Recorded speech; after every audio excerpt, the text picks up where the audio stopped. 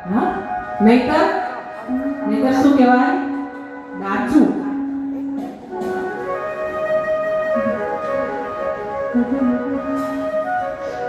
એટલે અહીંયા મહાત્મામાં કહેવામાં આવ્યું છે નિત્યમ ભાગવતમ યસ્તુ પુરાણમ પઠતે નરતાઓ. હા, ગીતા વસાવો. ગીતાજી વસાવીને એને શું કરવાનું? દર રવિવારે આખા પરિવારે બેસવાનું, સ્નાન કરીને બેસી જવાનું અને અડધો કલાક એનો પઠન કરવાનો. કરશો ને? હું તમારા ભરોસે છું કે તમે કરશો. એકવાર હિંમતથી હાથ તો ઉપર કરો. અરે તબિયતથી આ સિક્કો તો ઉછાળો. કોશિશ કરવાનું આપણું કામ છે, પ્રયત્ન કરવાનું કામ આપણું છે. પછી જુઓ તમે કેવું સુગમ થઈ જાય છે બધું.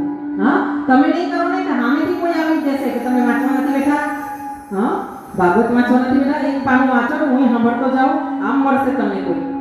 હા, આ તો તમારે ચાલવાની જરૂર છે. આ જીવન છે ને એ કેડી છે. આ કેડી પર તમે ચાલતા જશો ને એમ એમ તમારી મંજિલ તમને દેખાતી જશે. પણ તમે ચાલે જ નહીં હોવ, એક ખૂણામાં પડી ગયા છો અંધારામાં, તો તમને તમારી મંજિલ હાથમાં આવશે નહીં. એક લક્ષ્ય નક્કી કરો કે તમારે આ વસ્તુ જીવનમાં કરવી છે અને એ લક્ષ્ય તરફ જવા માટેનો રસ્તો નક્કી કરો અને રસ્તા પર તમે ચાલવાનું શરૂ કરો. હું કઈ જન્મથી ભાગવત નથી કરતી. હા, હું કઈ જન્મથી ભાગવત નથી કરતી. ભાગવત કરવા માટેનો મગજમાં વિચારો આવ્યા. વિચારો આવ્યા પછી મેં લક્ષ્ય નક્કી કર્યું, મારે ભાગવત કરવું છે. મારા પરિવારમાં કરે છે, હું કેમ ન કરું? અને એની દયા થઈ પછી. હા, એટલે તમે ધારો એ કાર્ય કરી શકો છો. ખાસ કરીને મારી બહેનોને કહેવાનું, કોઈ વ્યક્તિ એવી નથી કે જે ખરાબ હોય. हाँ, आदमी सब अच्छे हैं, वक्त बुरा होता है. आदमी अच्छे हैं पर वक्त बुरा होता है. कोई मानस माना पेट થી ચોર નથી જન્મ લેતો. મારું માન.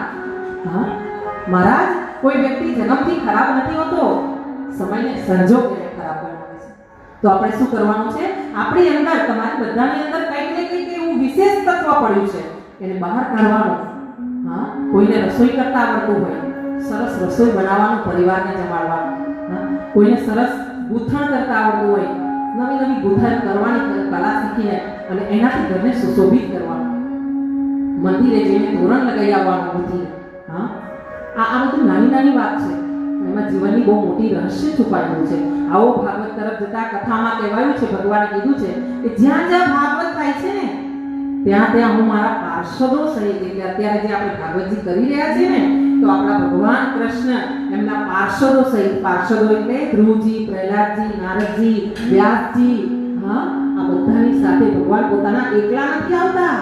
ભગવાને આ વચન કીધું છે ભાગવતજીમાં. હા, અને કીધું છે કે હું જ્યાં જ્યાં ભાગવતનું શ્રવણ, પઠન, ગાન થાય છે ત્યાં હું પોતે મારા